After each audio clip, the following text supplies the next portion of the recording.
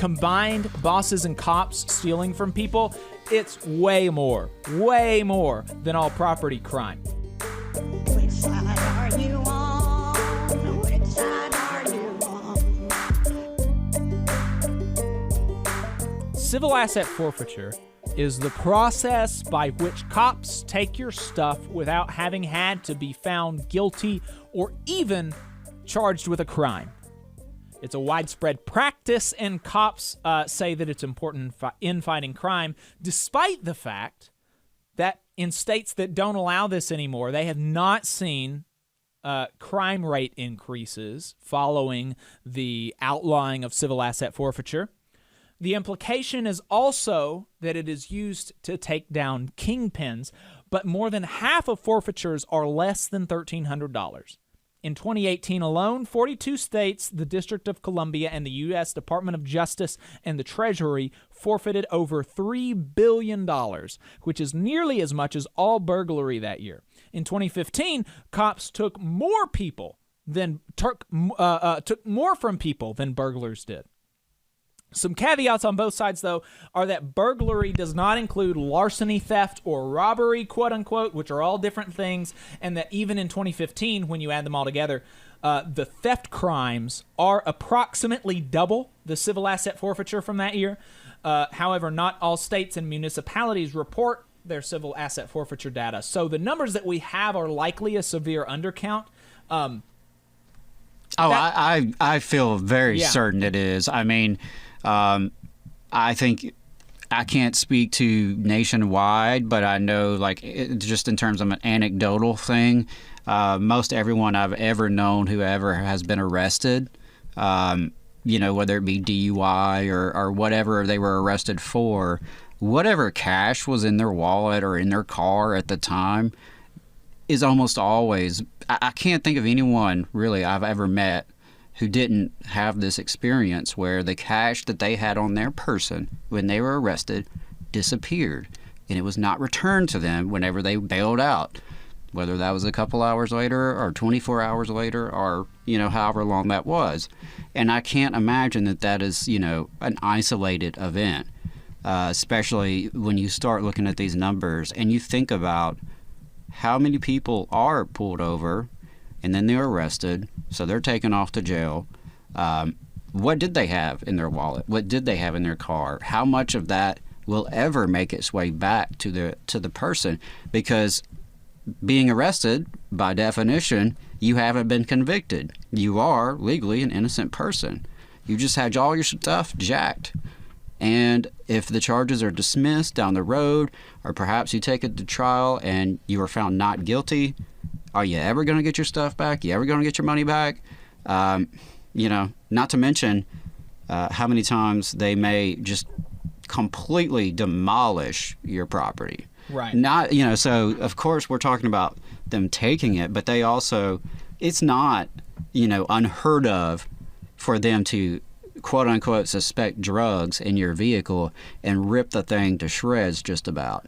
It's not unusual or unheard of necessarily. I'll say unheard of. I wouldn't say it's common necessarily, but it certainly happens where folks have their homes raided. Mm-hmm. And, the doors are busted down, the windows are broken, any number of things. That's before they've been convicted of any crime. And we've seen cases where the wrong house gets raided.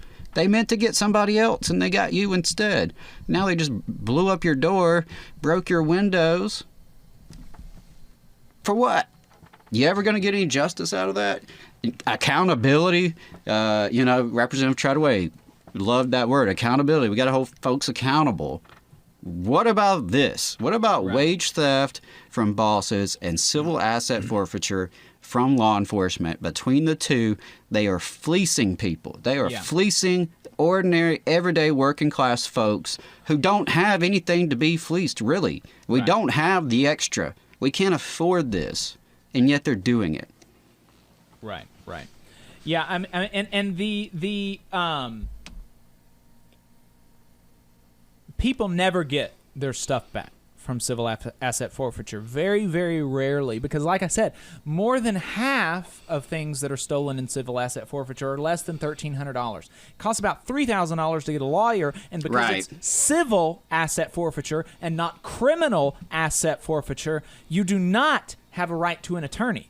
You don't have a right to an attorney, so you would have to personally get an attorney.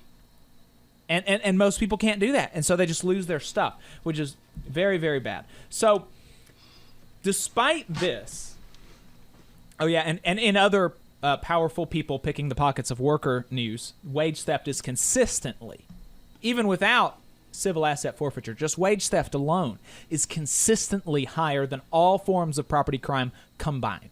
Okay? So when we talk about combined bosses and cops stealing from people, it's way more than all property crime. Despite that, though, Al Sharpton came on MSNBC to talk about some guy stealing steaks in New York. Let's play that clip.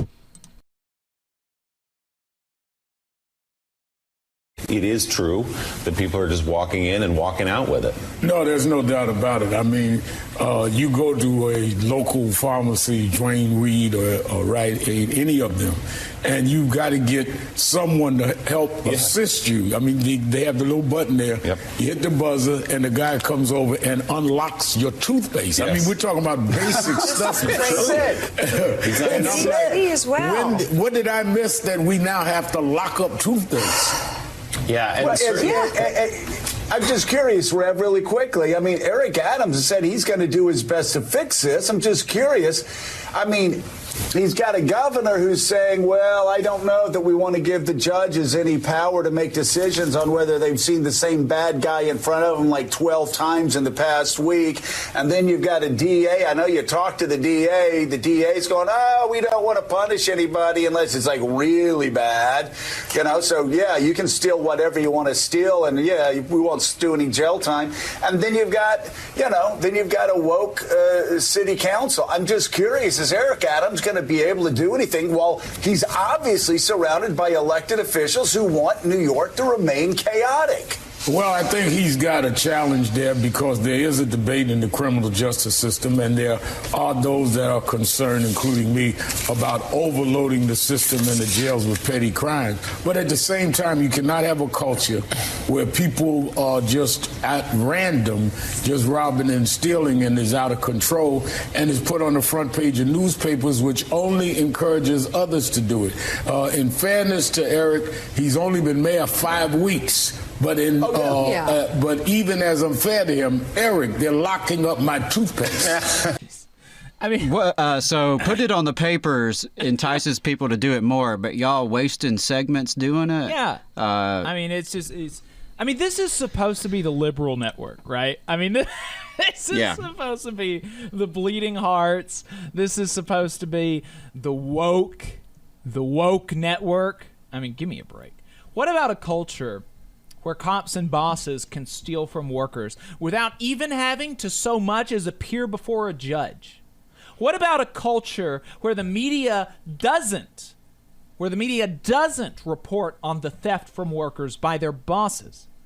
That's the culture that we have now, and we shouldn't have that. There are almost no resources devoted to fighting wage theft while we spend dollars and time talking about petty shoplifting.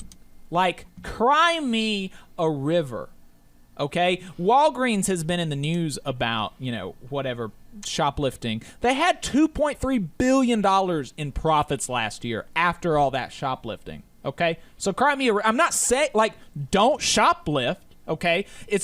I don't think it's good for society that people shoplift, but that's not the worst thing happening with regards to theft in this country. Right. You know what makes me angrier than someone stealing? It's when someone doesn't have any food to eat.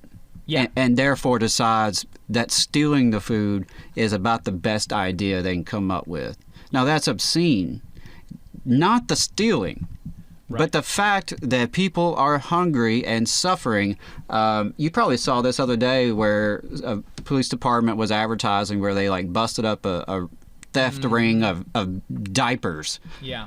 right? You know, and that's the thing. People, you know, stealing diapers and formula, steaks, Gain laundry detergent. You know, I agree. You're right. It's not a good thing if that's just like rampant or happening all over the place. But what's worse is a system where people are brought to that point for whatever reason, either because they're that desperate or because they figured out a hustle, and this is the hustle that they have. You know, engaging in black market deals with petty grocery items.